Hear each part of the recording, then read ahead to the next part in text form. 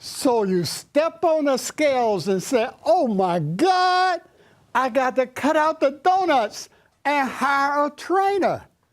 And you hire a trainer, cut out the donuts, and after you huff and puff for a time, you step on the scales and smile.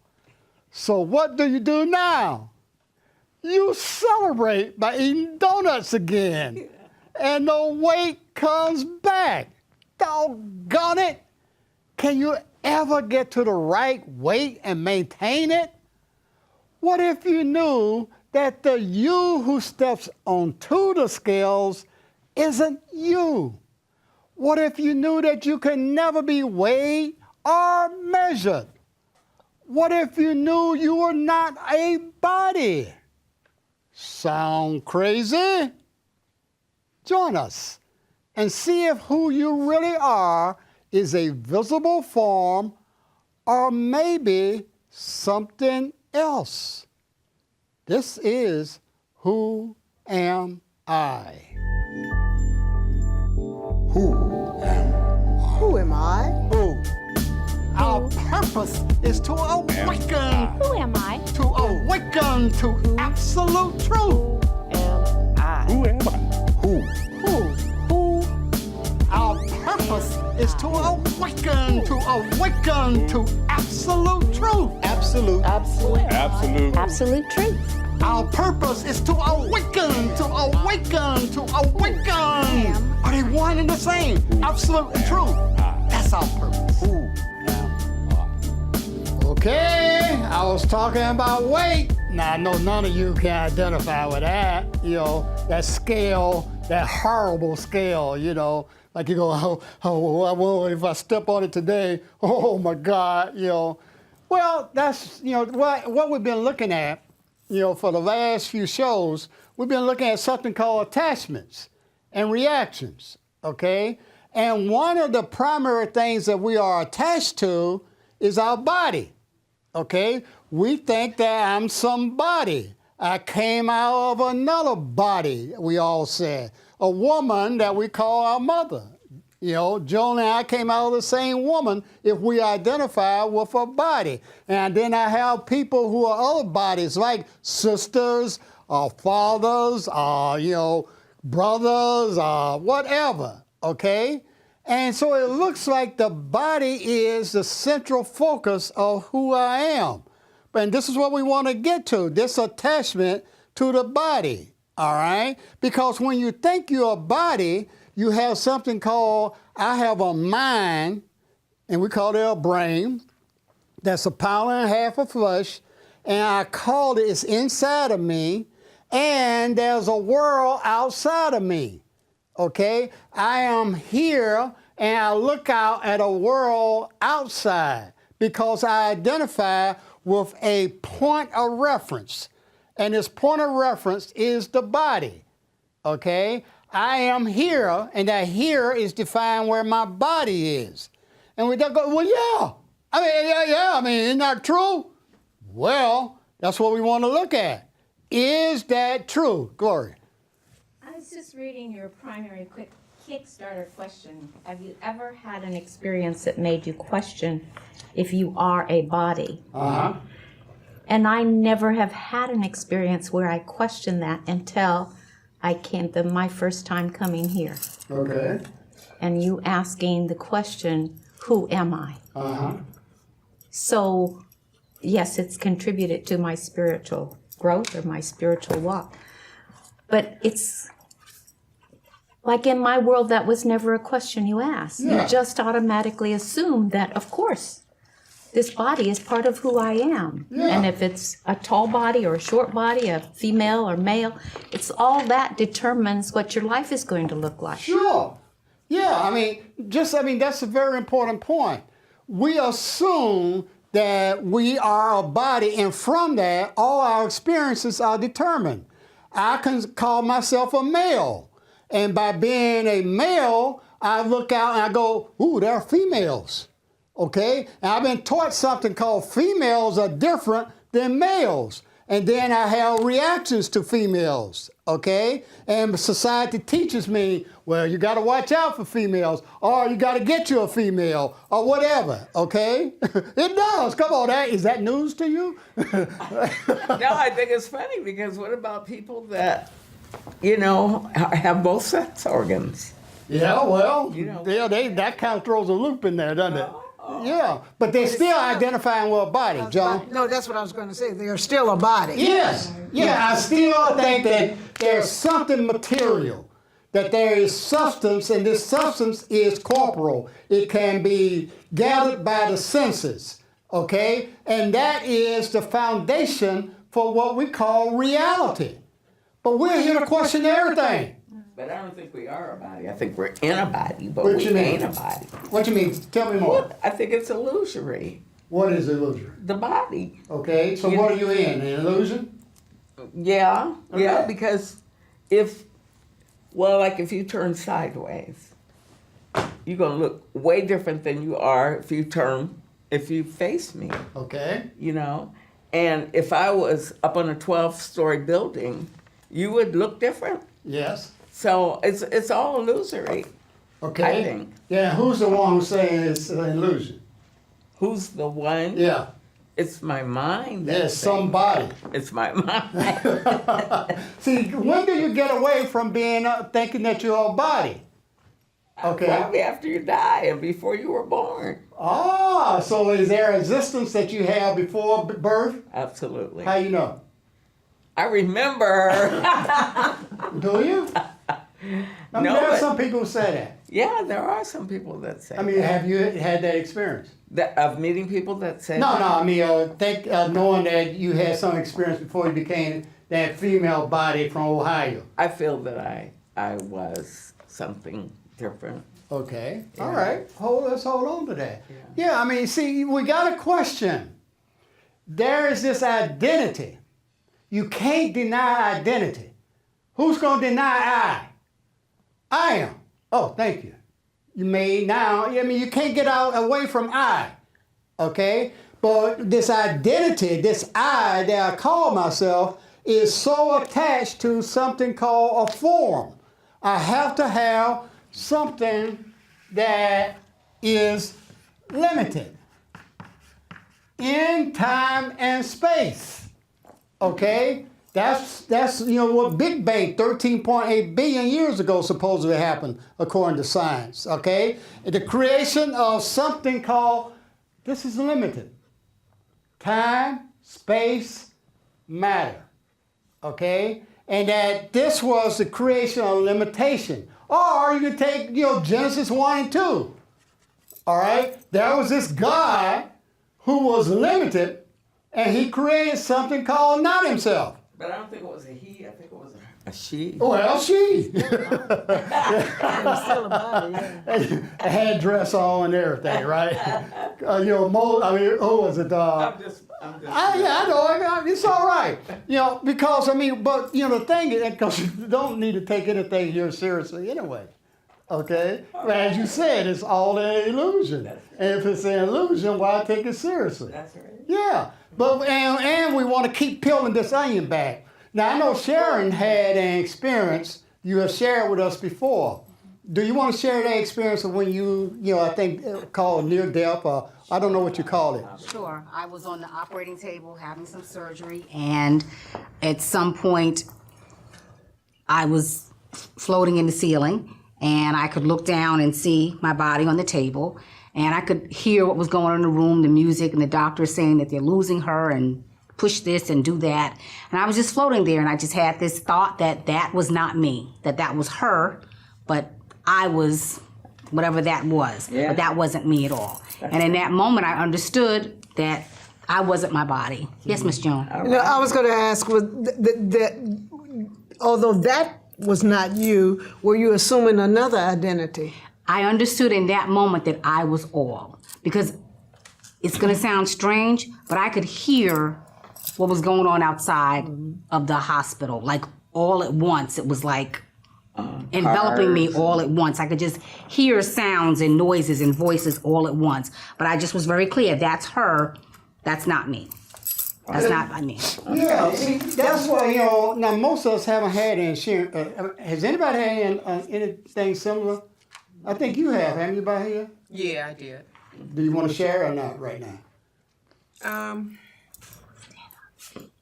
Well, you think about it if you want to. Yeah, because it's different. My experience is Yeah, okay. But the thing, though, is it called into question that, as Gloria was saying earlier, it called into question that which seems so absolute, that I am a body, in time and space. That we don't even question. Most people go, yeah. I mean, you go to church and, you go to church and you sit in a pew and the pastor talks about you, who you think is a body. And then he thinks about Jesus and he talks about Jesus and we think of a body on a cross. Okay? And that what? He died. That is the basis of Christianity. That a body named Jesus died on a cross. And his blood, which is in a body, was shed for us. We were all taught, if you're raised a Christian, you were probably taught that. But they couldn't get away from this basic belief that who I is a body. And that is it permeates everything. Okay?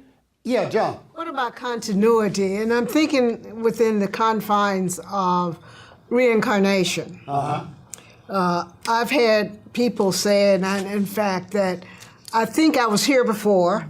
I'm not sure who I was, but I was here before. I don't know whether I was male or female. I don't know whether I was black, white, Asian, whatever. But I was here before. Now, you hear that often. I mean, very often. And it just occurred to me that even though the people will say I was here before, there is a continuity. There could be a continuity there that creates. So it does exist in something. But then when you think about it, because of your orientation as a human, you think of it as being another human in another culture or whatever. But there is the possibility of just kind of, as you said, floating out there, but then it gets reincarnated into another body. Mm-hmm. Yeah. To that, my question is not the continuity of awareness or consciousness. That's the thing that's... I'm sorry, I'm not following. It's consciousness, which is continuous, Right. never ending, Right. indivisible. That's where the continuity comes Right, okay, in yeah.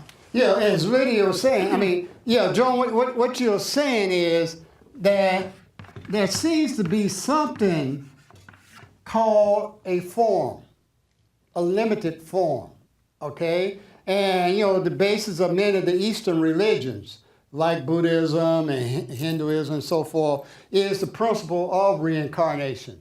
And, matter of fact, I think it's in one of the forms of Buddhism, Tibetan Buddhism, yeah. Because in the Book of the Dead, they talk about that, in a previous life, you were in whatever form, okay? And then when you died and you then realized, hey, I didn't finish off my karma, okay?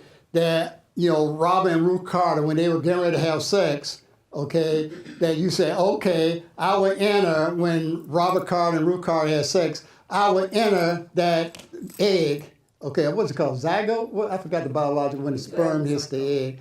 Whatever it's called. Yeah, Zygote or whatever. Remember your little ninth grade biology? Okay. Yeah, It was a while ago. Yeah, a few years ago, right. But at that moment, when the sperm hit the egg, okay, supposedly according to the Tibetan Buddhists, then that what they call soul or whatever you want to call it, entered that form so that you would grow up as a black female in Normal, Alabama, and have the experiences of a female to essentially work off your karma. Now that's a theory. It's a theory. Just like 6 days. That God created the world in 6 days. That's a theory. It's a belief. You can't prove that. All right? But what is important is that there seems to be this commitment to have limited forms. okay, that we don't want to go here to the unlimited. Notice how your God, I don't care if it's, Allah, Jehovah, or whatever, Zeus or whoever, it's limited. It has a form.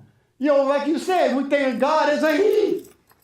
All right? God is a man. God did not have a body until he created Jesus. Huh? God did not have a body until he created Jesus. Okay. God is a spirit. I haven't heard that one. You haven't? No, I haven't heard that. No. God was spirit. I mean, what spirit? It's some amorphous thing. Yes, amorphous. No, what? Maybe I shouldn't have used that word amorphous. It's something that I don't think you can touch. It has no boundaries. Right. It's infinite. There you That's go. right. So it can't be a body because a body is not infinite. But because you think, you have to think in limited concepts, which means there will have to be a boundary around it. Okay, because you think, you conceptual. I don't care if your IQ is 20 bazillion. Okay, that you yours isn't. No. I thought it was. I thought your IQ was 20 bazillion. Okay, but seriously, but the whole thing is that we cannot give all the honor, the glory, and the power to the unlimited, because I see myself as limited. I see my body. It's limited, not only in space but in time. I'm 32 years old. Why you look at me like that, Carol?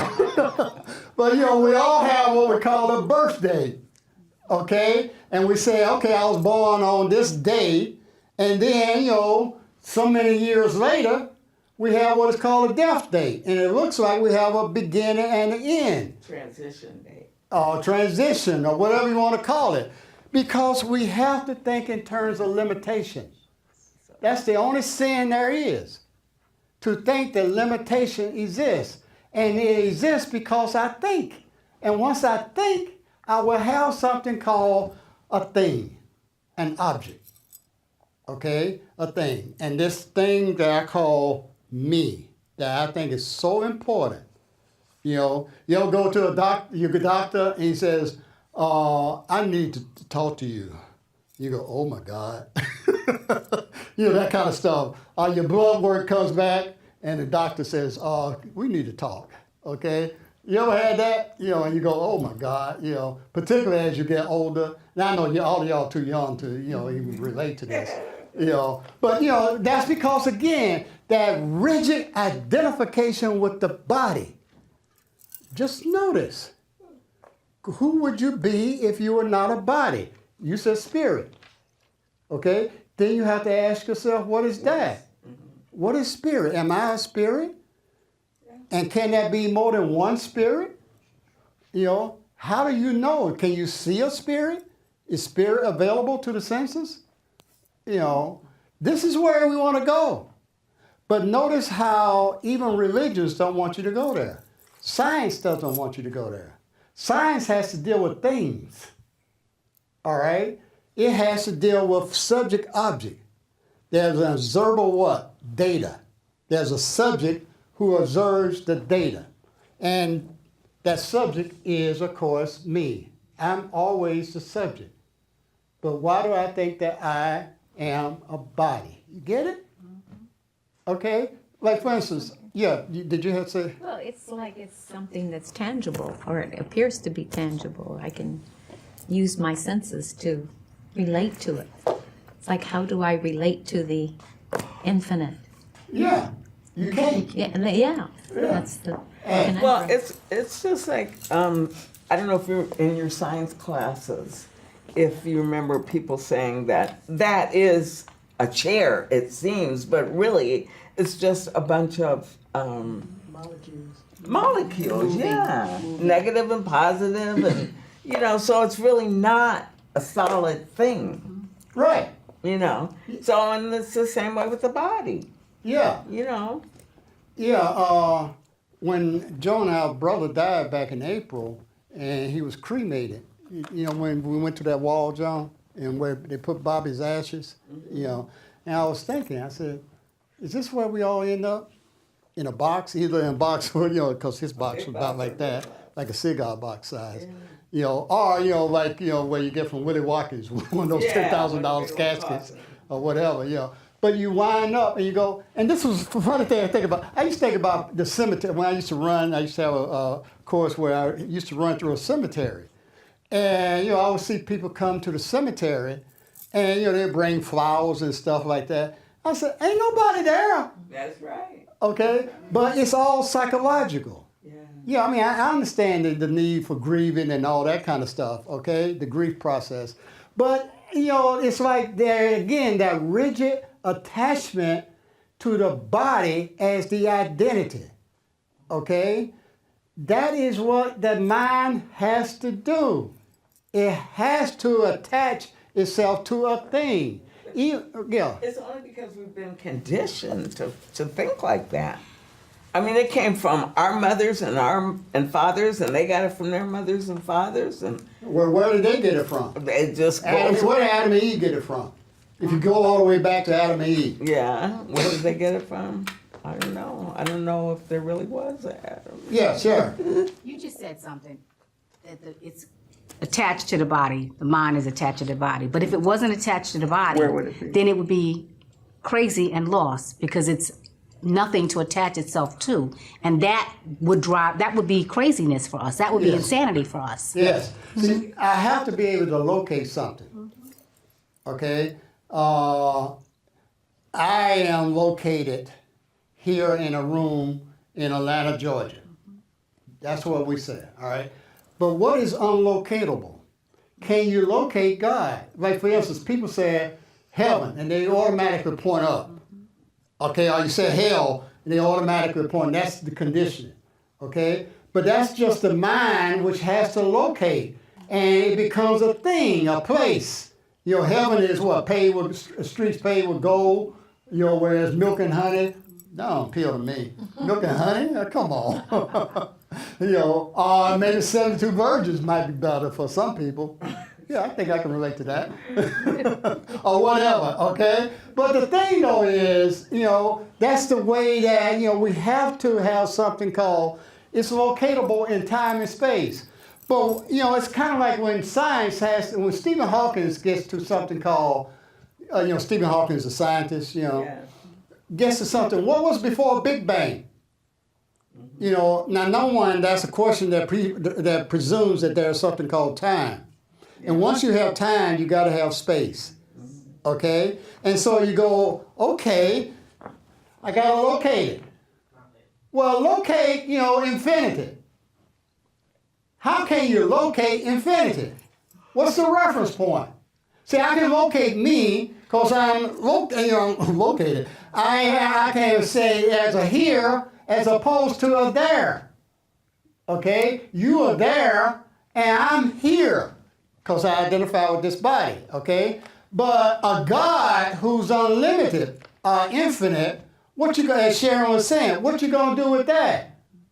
That's why we can't have God to be infinite. All right, we got him up in heaven. Location, yeah, I guess to go to Mars and turn right. You know, or whatever, okay? You know, it's just, again, the trap of the mind. Until you get clear on how the mind operates, you're trapped in it.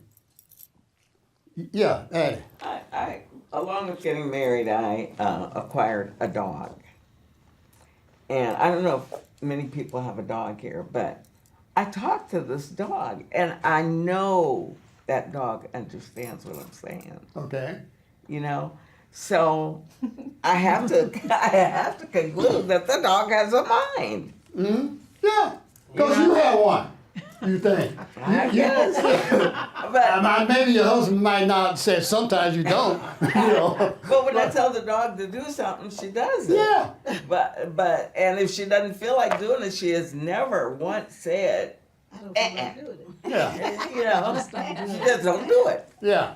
But yeah, I mean, yeah. Again, that verifies that, you know, like for instance, I think even on yesterday on CBS Sunday Morning, they had a thing about, are dolphins, smarter than humans, elephants smarter than humans.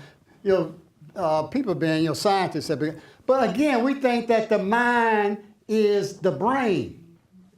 Okay, that it is 1.5 pounds of flesh inside a body. You talk to any neurologist or any neuropsychologist or whatever. They was made the brain like it is the master computer inside the body. Okay, or that a dog has a brain. Okay, inside a form. And have you noticed that when a dog sees other dogs, they automatically start barking? They go, they can differentiate a dog from your elephant. They don't do that when they see necessarily an elephant or necessarily a human. They will get, that's part of the, I guess it's genetic, I don't know.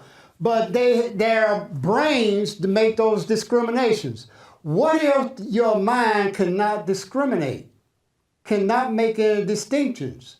I know this is not my show, but no, come on. But the Bible does say, in the beginning, God created the heaven and the earth, and he took some dirt and stuff and made a body, and then it says, into that body, he blew the breath of life. Yeah. Story.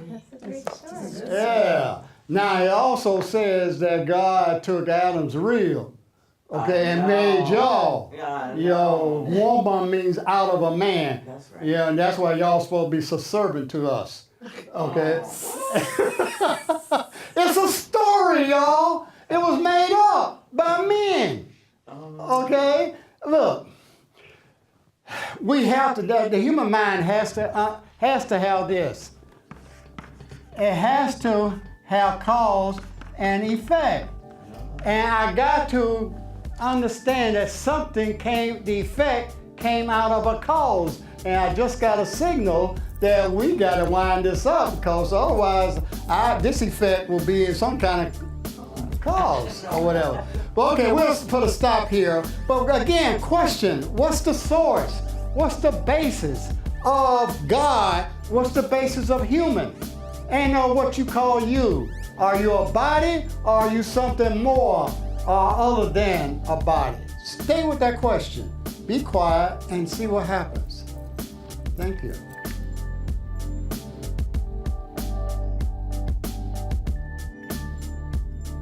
Living Truth 365 is proud to support Dr. Alan Carter and the Who Am I television show. Please visit our website at livingtruth365.org to find out more about our services, classes, and community support. We invite you to visit with us and share our journey in truth.